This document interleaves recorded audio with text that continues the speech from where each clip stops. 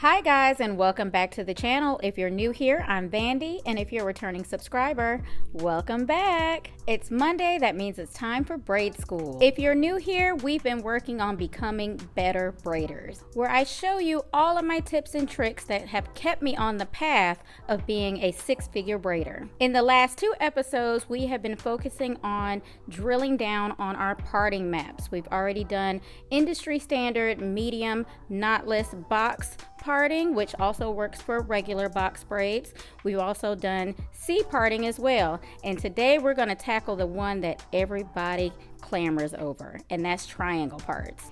If you don't already do triangle parts, it's not as hard as you think it is, and you better get started because in this shop, it is our #1 requested parting style. I know it can be a little bit tricky, but I do have a method to the madness. So grab your notes and let's get started. So we're doing medium size, so we're going to start with our 2 rows below the ear. Triangles don't exactly bricklay like boxes do, so we're going to make sure that we always have a middle braid for each row. So I'm starting with my first triangle smack dab in the middle of the client's nape. Whether the triangle is upside down or right side up doesn't matter because the next row is going to be the most important. Also, most clients will have 3 on the first row, but this client has a longer nape, so we ended up doing 5. Now for the next row, we're going to start with our middle braid, and all I'm going to do is line up the triangle points so that they match on top of each other. Depending on the size of the head, this could be either 5 or 7. Now that we've finished the bottom 2 rows below the ear, we're going to go ahead and part out the middle part at the top so that we can keep our symmetry. The part should line up with that middle triangle that we created on that second row, hence why I said it's important that that second row has that middle triangle. Now, similar to our box parting, we're going to work from side to side, and instead of 5 rows at the top, we're going to do 4 rows, and there's a reason for that. So imagine that top row is a row we have parted out. If you take the width of that box and you line them up next to each other equally, you can only fit 5 boxes in that row. But if I take the same width of the triangle base and I line them up next to each other, you can actually fit more triangles in that same row. See, I told you there was a method to the madness. So this is going to be my first row of 4, and all I'm going to do is I'm going to take my comb and I'm going to line it up with that triangle row at the bottom, and I'm just going to make sure the tip of that triangle at the top aligns with the braid at the bottom.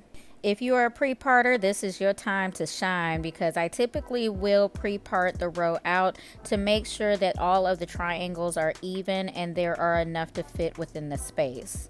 And if you recall our box parting tutorial, this row only had 5 boxes, and as you can see, I was able to fit 6 in this row, not including half of the middle triangle that we're going to complete on the other side.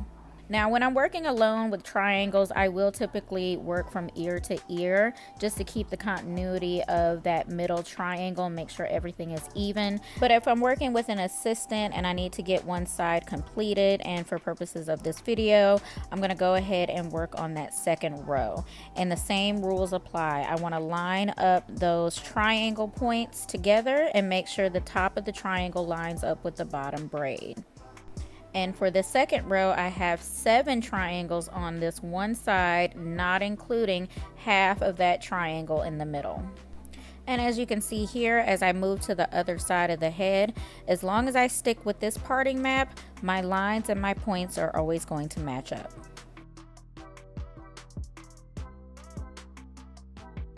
Now here's where things can get tricky sometimes, especially at the top of the head, because the curves are starting to close in tighter.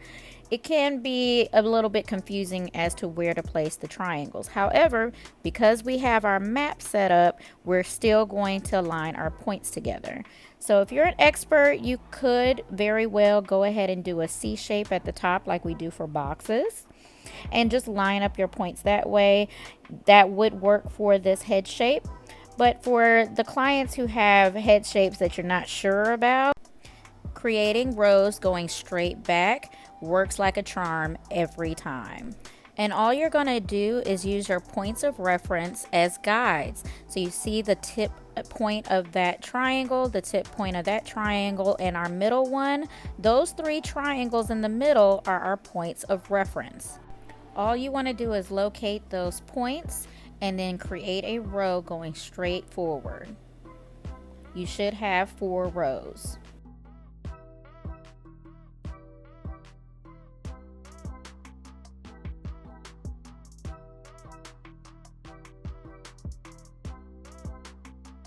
Now, starting with one of the outermost rows, I'm just going to create a triangle matching up the points as I did before.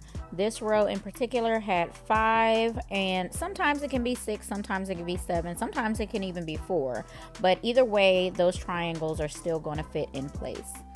Now when you get to your middle 2 rows, all you're going to do is line your points up again. In the middle, we're just going to create a right triangle, and then we're going to work our way up the row to the front of the head.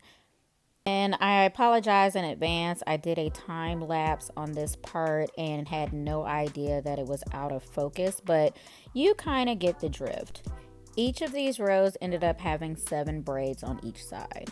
And shout out to this client for being such a trooper. She was my last client of the week, and I wasn't feeling very well. My allergies were kicking my behind. I even had to get a lymphatic massage the next day to help like drain it all out. But as you can see, she was nodding off a little bit too. So we were both tired as I don't know what. But we did finish in under 4 hours. We started at 3 and finished at 7. I did this head all by myself, no help from an assistant.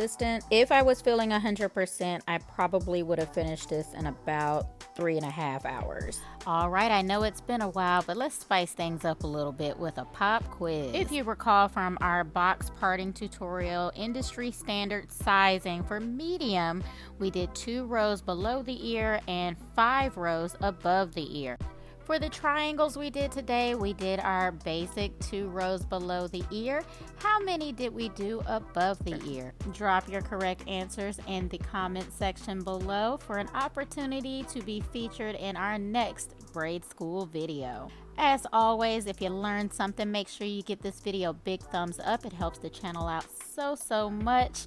If you're new here, consider subscribing for more content like this each and every week. Thanks so much for stopping by, you guys, and I'll catch you in the next one. Bye.